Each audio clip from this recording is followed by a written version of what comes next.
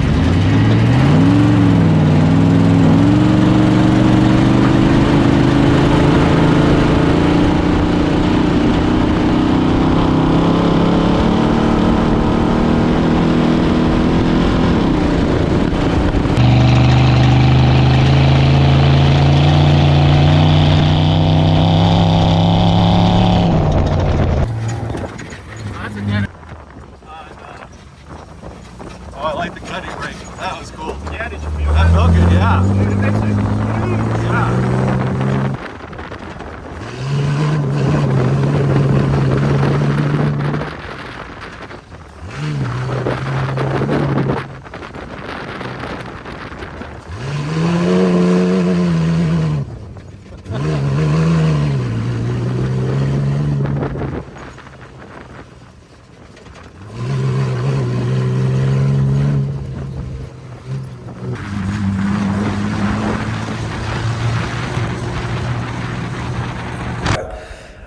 I've been watching your channel for a long time, and I was going to ask you a couple of questions, if that's all right. Let's do it. I have notes. Excellent. I'm prepared. I've seen your videos with notes before, so I don't feel so bad. Yeah, I do use notes sometimes. I think it's probably worth, for the people who haven't seen your channel before, what's your channel about? And first off, who are you, and how did you get from, what background brought you to making the Doug Bug videos? So, I guess in a nutshell, my channel is about, it's about design and fabrication, really is the focus of it. That's my core group. Most of the people who are watching my channel, they want to see me design something, build it, and then use it to a certain extent. And the funny part is, most of what I'm doing is coming from two parts of my past. One part was just when I was young, I worked in a sheet metal shop where we did a lot of welding. So I just kind of grew up welding and fabricating different things. So I already had some of that in my wheelhouse.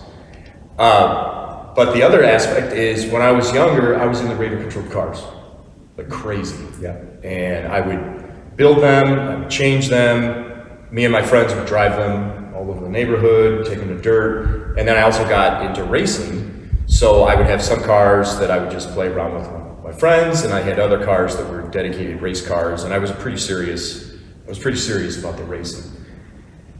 Then I grew up, and I was always into the radio controlled cars in one way or another. But as I grew up, and I found myself in a better financial situation where I could graduate from playing with radio controlled cars to actually playing with real size cars, that was just something that I wanted to start messing around with. So I started doing that, and I did it for a couple of years before I started filming with the YouTube channel. But eventually I started filming just for the fun of it, and then it just generates like a community. What was it that made you start filming? Did somebody just say, you do some amazing stuff, you should start filming this, or are you just like, no, maybe I'll try this? No, the reason I started filming was because the stuff that I was doing, I was really struggling finding that information on YouTube. So what was happening is, and I still try not to do this to this day, but I would watch a lot of YouTube videos about guys with off-road vehicles, just like what we have here. And they would show themselves using it, which was awesome, and they would do walkarounds, which was awesome.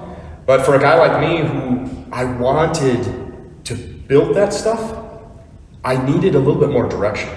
I wanted to know, why did you do certain things? Where did you get those parts? What size are the parts? And why did you use that size? Yeah. And I wasn't, like, I would have to watch video after video after video and do forum searches and just really scour the internet to kind of get bits and pieces as to what I needed. And then even at that, I still had to just come up with some of it on my own, which was fine. But that's why when I started doing my channel, I tried to put the information out there that I know that I would have wanted. So if I was doing something, I was trying to explain to people why I'm doing it this way, roughly what size the parts are, what the dimensions are. As an example, Ratchet behind us, I hand out his plans for free. Absolutely. Anybody wants them? I've got a shared drive. You can email me. I just give those. They're in Bentech files. I give them to anybody they want them, and you can build this. Most people use it to kind of start their own project, but that's why I started it, is just to try to give people the information that I was kind of struggling to get. Yeah, I've watched a lot of your videos for a long time, and I find that you are a very good instructor. You explain things well, and you know what needs to be explained. You know, there's some things, you know, you don't tell somebody how to use a grinder, but you know why you're grinding a piece off or whatever it is that you're doing. I find you do a really good job at that. I've appreciated it for a long time.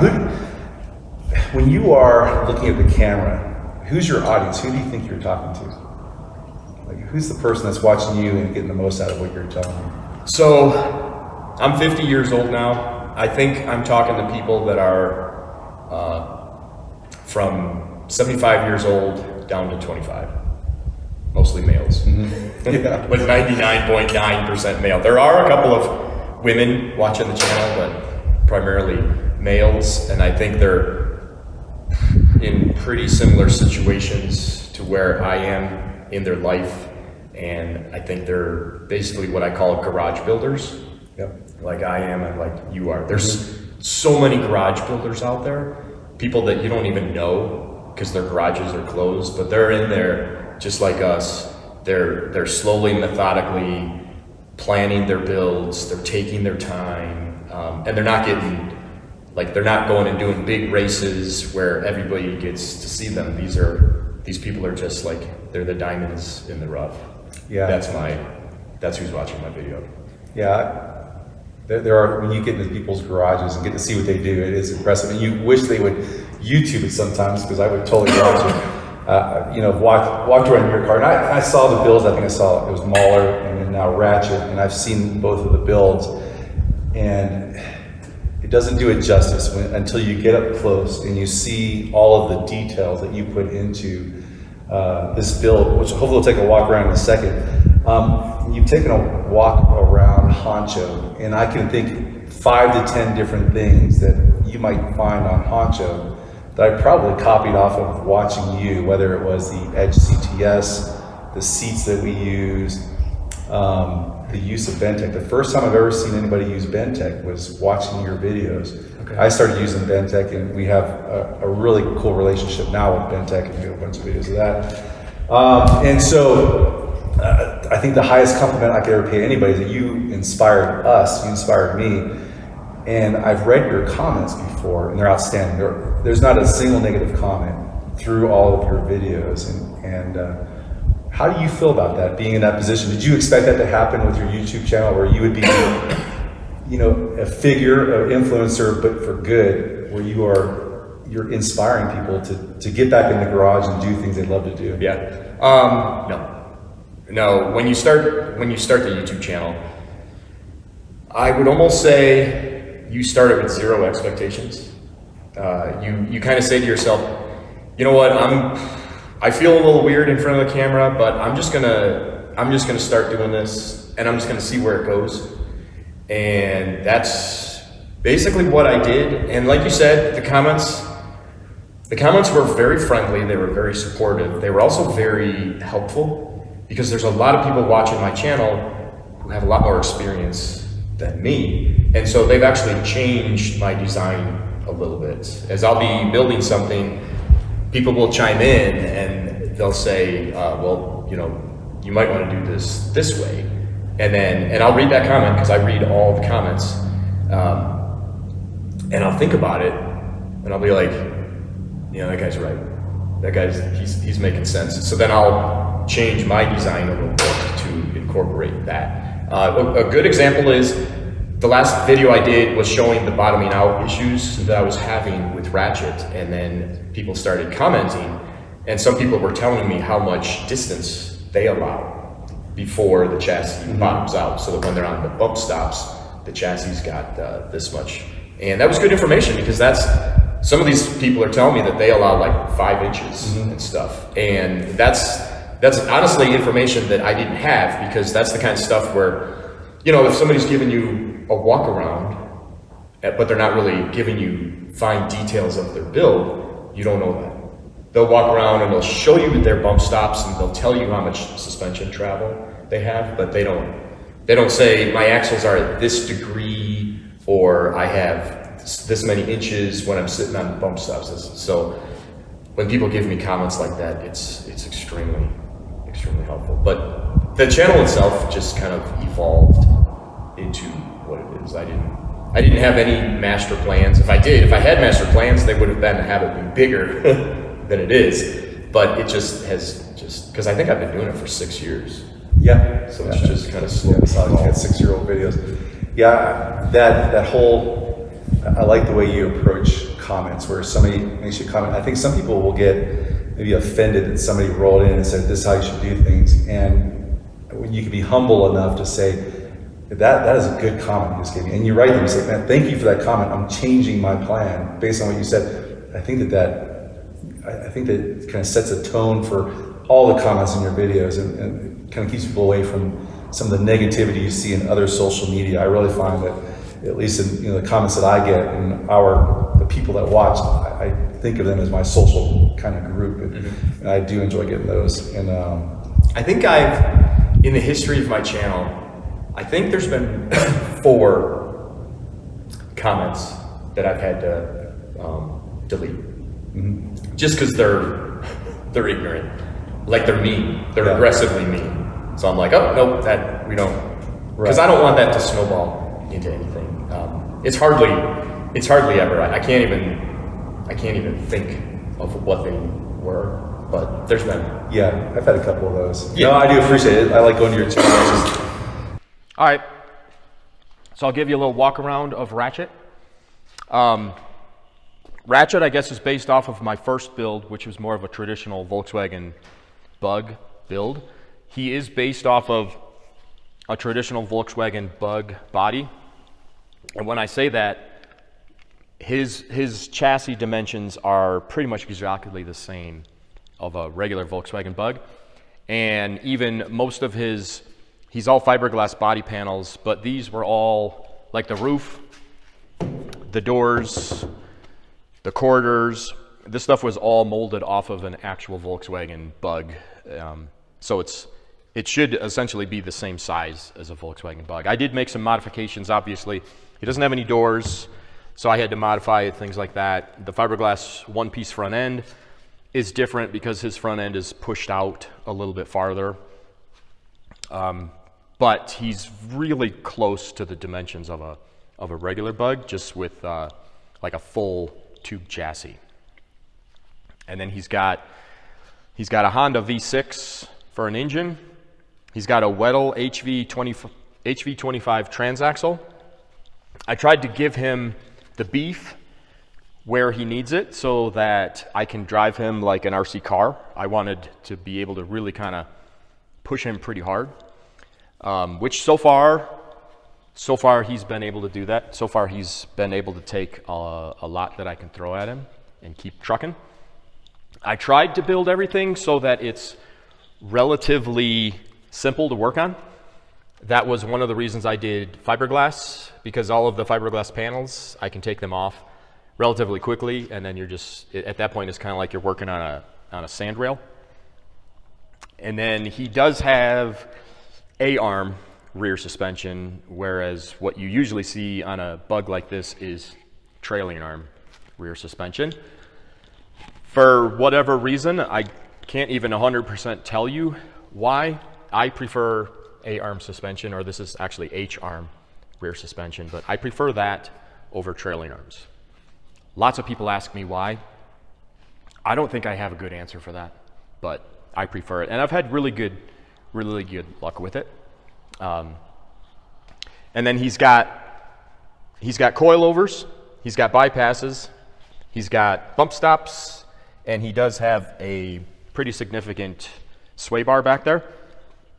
And all of those things, again, was because I was trying to pack a lot into this package where he would be pretty high performance. There's obviously Bajas out there that are higher performance, but I was trying to hit a pretty high mark. So I needed all of that stuff, you know, so that I could do the things that I'm hopefully going to be able to do with them. I always say that you can tell true craftsmanship when you look at the wiring, and your wiring is amazing. It looks so nice.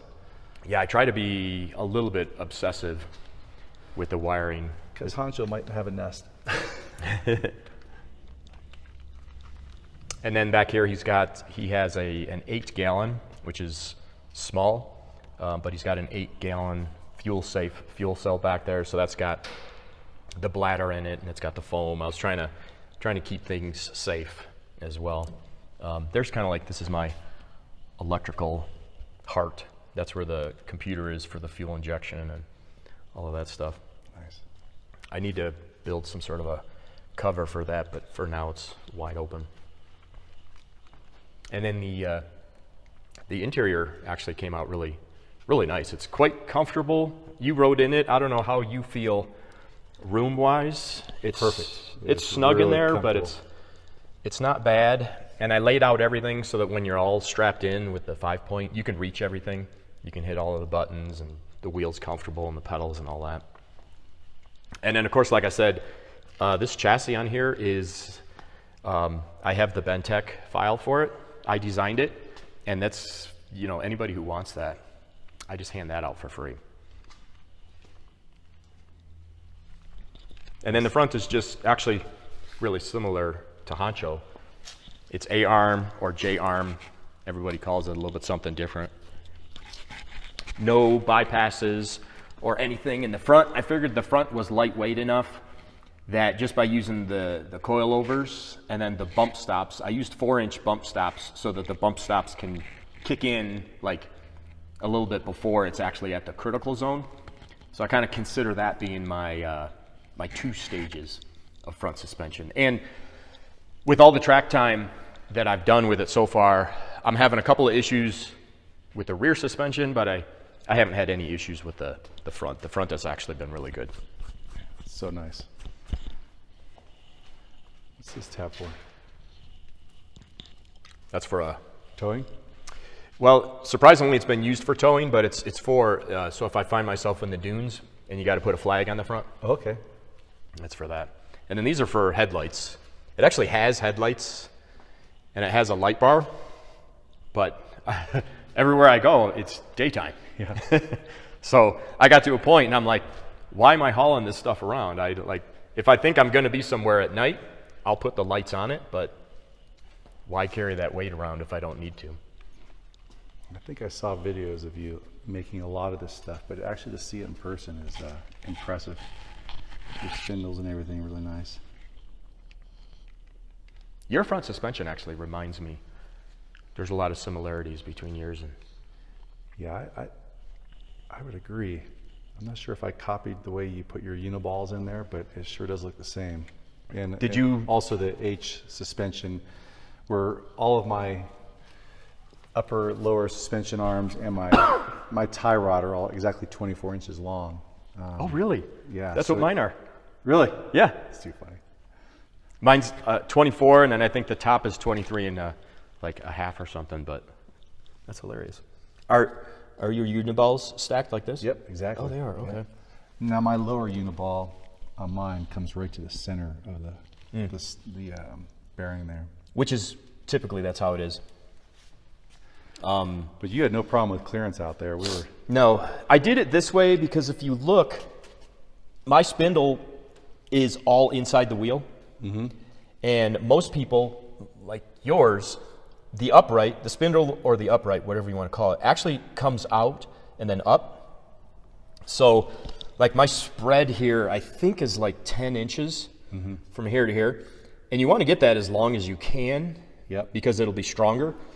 But, you know, you're limited by many, many things, the inside of the chassis being one of them. But I didn't want to have this bolt be way up here. Yeah. Because you can see with stuff like this, on a Baja like this, with the fenders and everything, you start running out of space. You sure do, yeah. Really quick. And so I tried to push everything down and keep it inside there. But by doing that, I had to lower this and, you know, and take it down and push it in, which was fine. But I did give up some ground clearance by doing that, but it hasn't been a problem. Mike, thanks so much for visiting the shop. This was totally awesome. And have these vehicles in the ranch is a dream come true for me. We got a lot of stuff going on. If you are interested in watching what we're doing with Honcho or with Ratchet, you can check out his channel. Honcho, our channel. We got Mambo back there. Tons of stuff going on as we're getting ready for the Baja 1000, completing the build of Lefty. And then hopefully working with this guy and having 3 vehicles, Baja 1000, 2024, all that stuff will be on our channel and maybe some of his also. We look forward to showing you that stuff. Please consider hitting the like and subscribe. We'll see you next week. Take care of yourself.